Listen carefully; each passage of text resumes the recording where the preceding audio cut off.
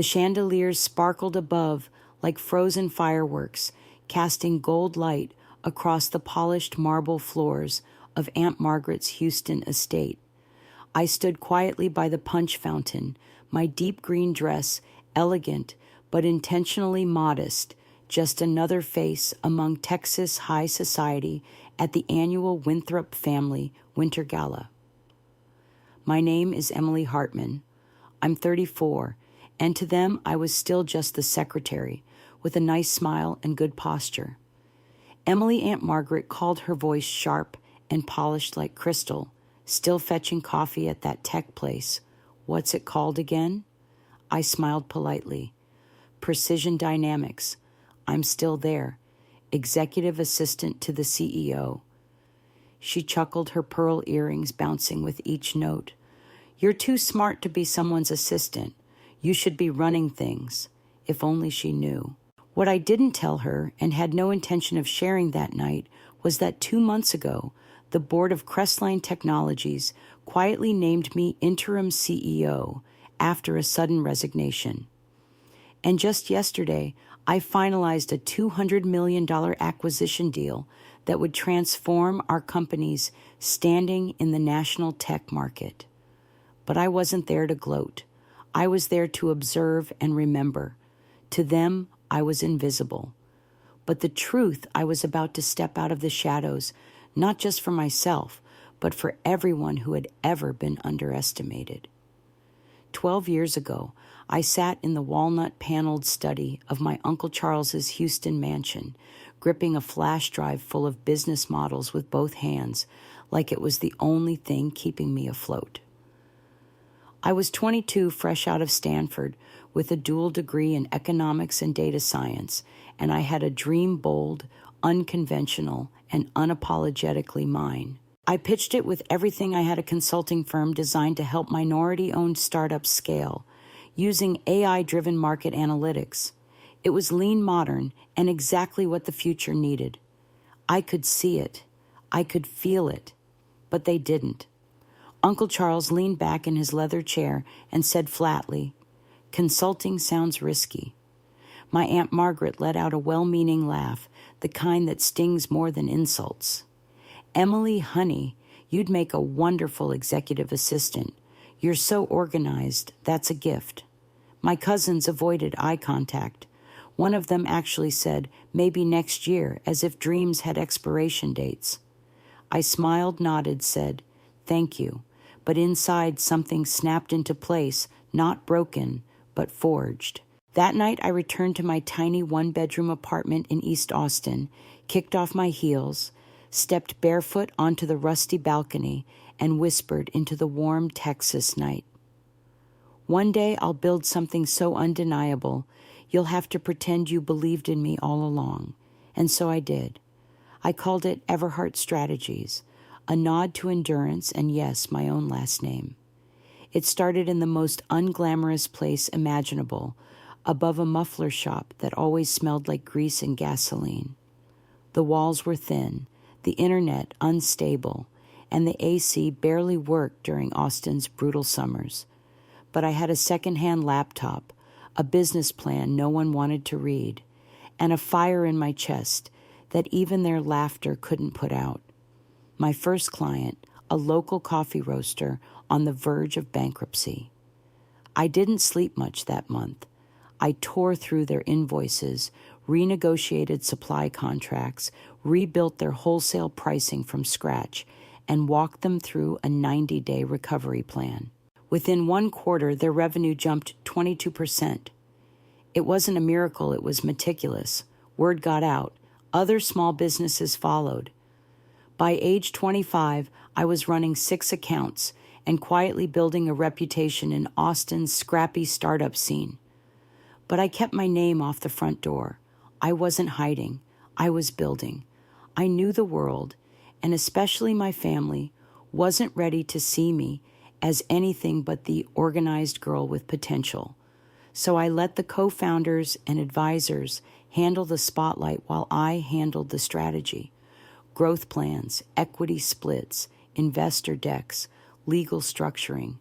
Every detail passed through my hands, and with each success, I etched a silent promise deeper into the foundation I was not the joke they made me out to be. It wasn't about revenge. It wasn't even about proving them wrong. It was about proving to myself that they were never right. Years passed. Everhart expanded to Denver, Phoenix, Nashville. I still took the red eyes, still walked factory floors, still coached founders late into the night. Every time I saw a struggling family business turn the corner, I saw myself the version of me they never saw. And still, to the Winthrops, I was just Emily, the polite assistant who never quite fulfilled her potential. What they didn't know was that I'd been fulfilling it all along, just not in a way they could recognize, not with magazine features or fancy titles. I was doing it through resilience, through impact, and through the quiet power of building something that mattered. That old study in Uncle Charles's house. It used to be a place that haunted me. Now it's just a reminder of how far I've come, not in spite of the laughter, but because of it. They didn't believe in me, but I did. And that's all I ever needed. There were no polished conference rooms, no panoramic skyline views, and certainly no marble floors when I launched Everhart Strategies. Just a second-story office above a noisy auto shop in East Austin, the kind of place where the air smelled like hot metal and ambition. That's where it all began. Not with capital, not with connections, but with a folding desk, a refurbished laptop, and a belief that wouldn't quit even when everyone else had. I was 23 a year out of Stanford, working nights to pay off loans and days trying to make this dream work. The internet would drop every time the mechanic downstairs revved an engine too hard. In summer, the AC sputtered and wheezed like it might give out any second. But I didn't care. That little office with its flickering fluorescent lights and peeling linoleum floors was mine, and so was the vision behind it. I named the firm Everhart because I needed a constant reminder that heart, not money, not fame, would drive this thing forward. My mission was simple, though no one else seemed to think it was realistic. Help underdog, minority-owned businesses not just survive, but scale using the same high-level strategy big corporations paid millions for. I wasn't interested in shortcuts or empty buzzwords. I wanted to change how people viewed small business potential. My first client was a coffee roaster on the verge of closing their doors. They had good beans, loyal customers, and a dream, but no idea how to manage their costs or optimize their wholesale pricing. I rolled up my sleeves, dove into their financials, rewrote their distribution plan, and helped them restructure their supplier contracts. I slept in the office for days at a time. When their revenue rose by 22% that quarter, I cried in my car, not because of the money, but because it worked. The model worked. Word spread faster than I expected. A taco shop in South Austin, a small-scale apparel company, a family-run janitorial service. They all came to me, not because I was well-known, but because someone they trusted whispered, "She'll help you figure it out." I didn't have a fancy title, and I still wasn't putting my name on anything publicly. I let other team members take credit. I stayed behind the scenes not because I lacked confidence, but because I understood the power of building something the right way, slowly, and with purpose. I handled the legal structuring, wrote investor decks from scratch, guided owners through financial forecasting and staffing decisions. I didn't just consult, I lived every detail of those businesses like they were my own. My fingerprints were on every contract signed, every pivot made. I celebrated their wins quietly late at night, walking the halls of my tiny office with a warm cup of coffee and a notebook full of dreams. And yet back home at Winthrop family gatherings, I was still just Emily the assistant. They'd ask me if I was still working for that CEO or if I'd considered applying for a job at a real firm. I always smiled, always nodded politely. They had no idea that the firm they dismissed was quietly expanding to cities like Denver and Phoenix.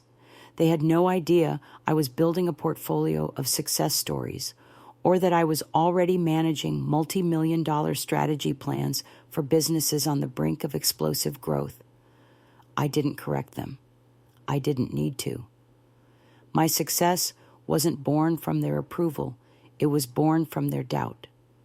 Every time I signed a new client, opened a new branch, or stabilized a company others had written off, I remembered those early days, the smell of engine grease, the whine of that broken AC, the nights I thought about quitting but didn't.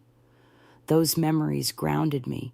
They reminded me that success doesn't start with applause. It starts with persistence, grit, and a desk above a body shop. Everhart Strategies wasn't built to impress the elite.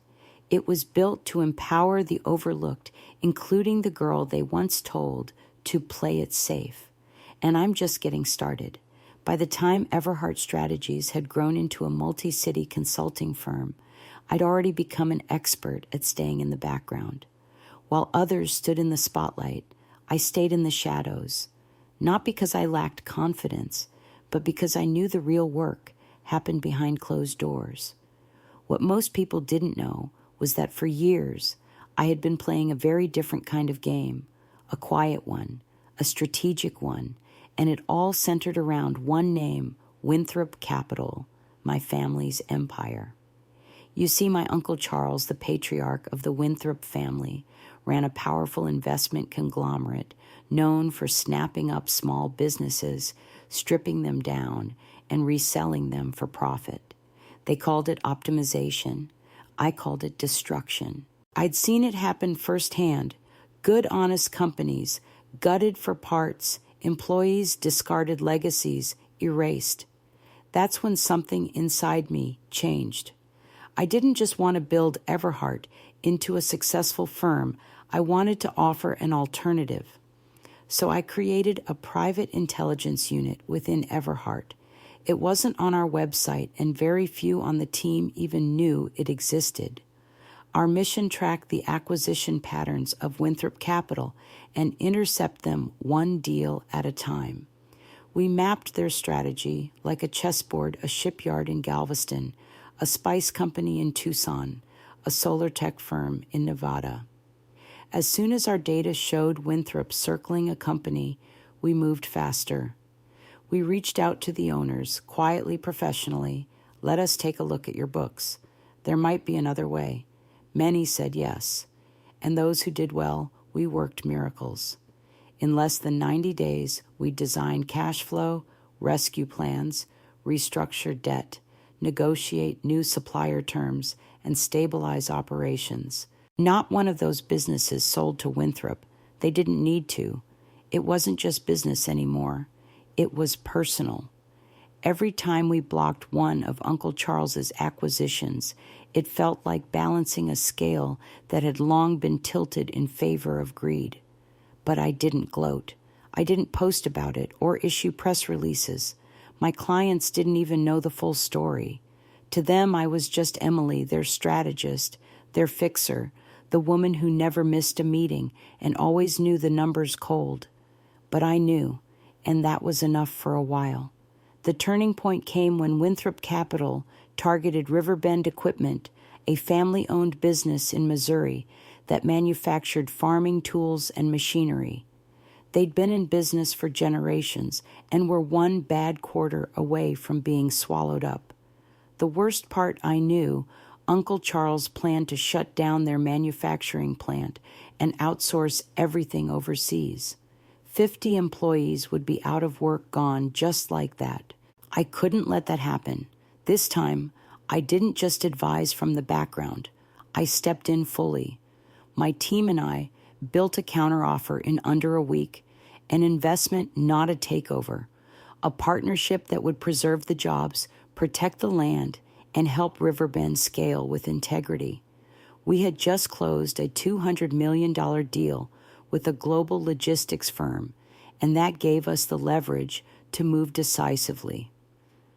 As I walked into the Frost Tower boardroom in Austin To face Uncle Charles and his senior executives, I knew things would never be the same. This wasn't just about Riverbend. This was about showing them and myself that there was a better way to do business, one that didn't require gutting dreams to generate returns. I introduced myself calmly. Clearly, I'm Emily Hartman, CEO of Everhart Strategies, and I'll be leading today's meeting. They didn't recognize me at first. They thought I was still the secretary, still the girl who quietly typed meeting notes and fetched coffee at holiday galas. But that day, I wasn't behind the scenes. I was the one rewriting the rules. And for the first time, they had no choice but to listen. For nearly a decade, I was the invisible architect behind dozens of business turnarounds. My name wasn't on the door. I wasn't the one quoted in interviews or splashed across trade magazines. To most, I was just Emily Hartman, the dependable operations lead, the one who kept things running smoothly. I liked it that way. I wasn't in this for applause. I was building something real, quietly, strategically, one business at a time. But all of that changed the day Riverbend Equipment came under direct threat. Riverbend wasn't just another client. It was a third-generation family-run company in rural Missouri that made agricultural tools. They employed 50 people, fathers, mothers, neighbors, folks who didn't have golden parachutes or second homes in the Hamptons. When I learned that Winthrop Capital, my uncle's firm, was preparing to buy them out and shut down their local plant, something snapped. This wasn't just about business anymore.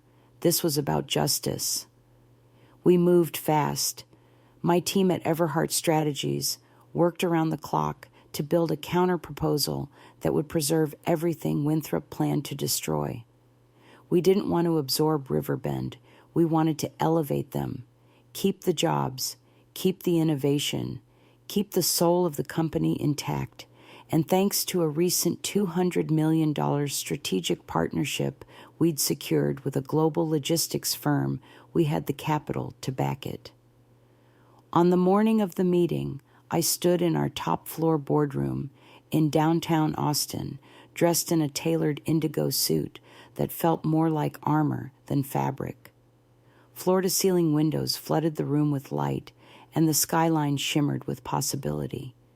My assistant Kendra walked in and said, "They're all downstairs, press included." For the first time in my career, I wouldn't be behind the scenes. I would be the one leading the charge, and I was ready. At 8:45 a.m., the delegation from Winthrop Capital arrived. My Uncle Charles, his wife Meredith, and my cousin Andrew, all of them carrying the same smug confidence they wore at every family gala. They didn't recognize me at first.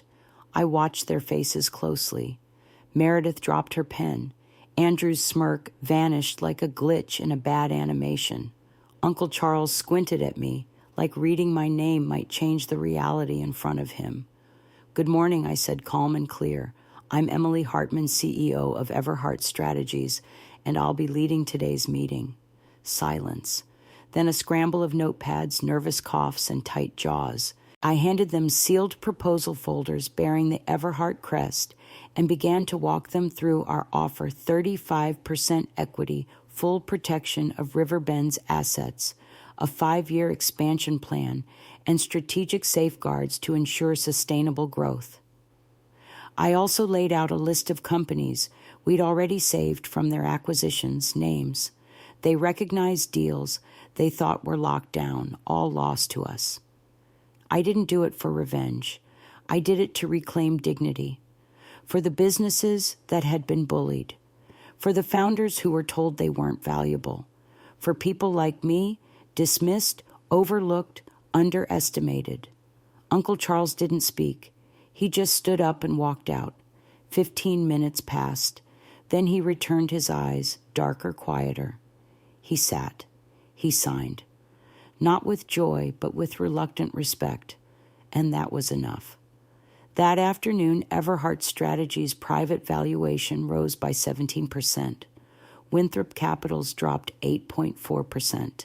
For the first time ever, my name scrolled across Bloomberg's financial ticker, Emily Hartman, the enigma behind Everhart's rise.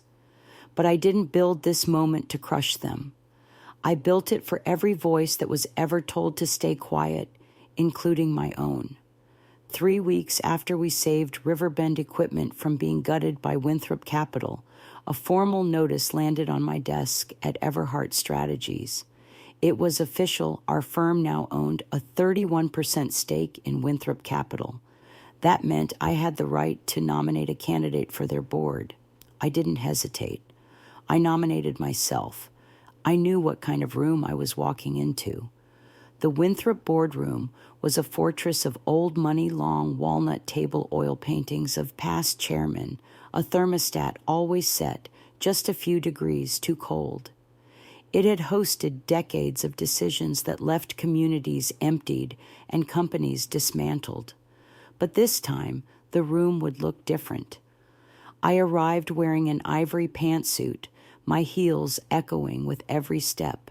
The 12 board members were already seated, some avoiding eye contact, others offering forced smiles. Uncle Charles had resigned a month earlier, leaving behind a handwritten note that said, "I misjudged you, Emily. You've shown us a better way." I hadn't expected that.